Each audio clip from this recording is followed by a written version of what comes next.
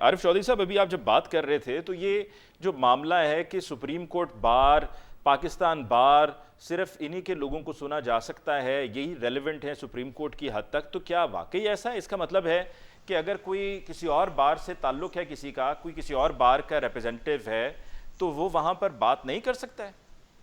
میں آپ کو ایک عرض کروں، یہ پہلی دفعہ ہی ایسا ہو رہا ہے اور یہ قاضی صاحب کے کی سربراہی میں یہ چیزیں ہو رہی ہیں، ورنہ اور اس وجہ میں آپ کو واضح طور پر بتا رہا ہوں، اس میں کوئی دوسری رائے نہیں ہے۔ یہ انہیں اس لیے موقع دے رہے ہیں کہ بنیادی طور پر وہ حکومت وقت کے نمائندے ہیں، یعنی آپ کے سامنے وزیر قانون جو ہے وہ اسلام پاکستان بار کونسل کے ممبر تھے، آصم بھون صاحب کا گروپ ہے اور وہ پریزیڈنٹ بھی رہے سپریم کورٹ بار کے۔ آپ مسلم لیگ نون کی انہوں نے نمائندگی کی بلکہ وہ اور تو اس وقت ٹکٹ بھی لینا چاہ رہے تھے ابھی یہ پچھلے الیکشنز میں۔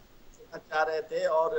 یعنی ابھی بھی آپ دیکھیں کہ یہ سارے لوگ پاکستان بار کونسل میں بھی وہ لوگ ہیں، اور یہ سپریم کورٹ بار کا پریزیڈنٹ جو ہے باقاعدہ مسلم لیگ کا نام ہی نہیں تھا، اور یہ ایڈوکیٹ جنرل پہلے رہے وہاں، اور اس کے بعد انہوں نے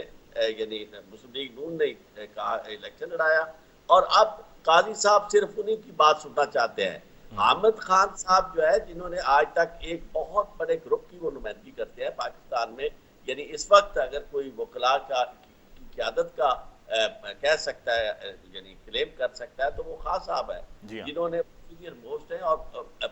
بہت زیادہ وکلا میں پاپولر بھی ہیں، اور انہی کا گروپ جو ہے واضح طور پر پاکستان میں موجود ہے، ورنہ کسی اور کا گروپ نہیں ہے۔ تو اس لیے میں یہ سمجھتا ہوں کہ اسے اس انداز میں گروپنگ کے لحاظ سے ڈیل نہیں کرنا چاہیے۔ ہونا تو یہ چاہیے تھا کہ اس طرح کے یعنی خود انہیں کہتے امائکس کورائی کے طور پر بلاتے حامد خان یا باقی سینئر موسٹ جو لائرز ہیں، وہ لائرز ہیں جو ان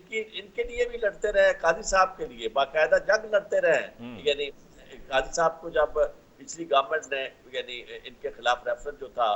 فائل کیا تھا، تو میں یہ سمجھتا ہوں کہ وہ لوگ جو مسلسل اپنی پولیٹیکل پارٹیز کو چھوڑ کر ان کا جو نقطہ نظر تھا اس سے ہٹ کے انہوں نے اعتزاز حسن صاحب تھے یا حامد خان صاحب تھے، انہوں نے کبھی اس بات کی پرواہ نہیں کی کہ جناب ان کی پولیٹیکل پارٹیز کیا کہہ رہی ہے۔ انہوں نے وکلا موومنٹ چلائی، اس وقت اعتزاز حسن کی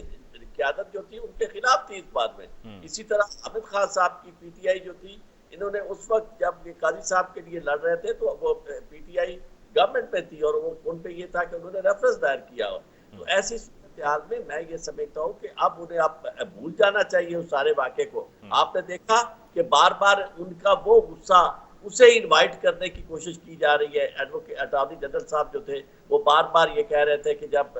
سرینا صاحبہ جو تھی انہوں ایف آئی آر کی کاپی نہیں ملتی تھی اور فلاں، یعنی یہ آج بھی کوشش یہی ہے کہ چاہے کتنا بڑا مسئلہ ہے، اس وقت میں یہ سمجھتا ہوں کہ پاکستان کے لیے لائف اینڈ ڈیتھ کا ایشو ہے۔ پوری دنیا میں یہ بات چلی گئی ہے کہ جناب آپ کے ججز جو ہیں، ہائی کورٹ کے 6 ججز، what do you mean کہ یہ کوئی ایسی بات ہے کہ 6 ججز ہائی کورٹ کے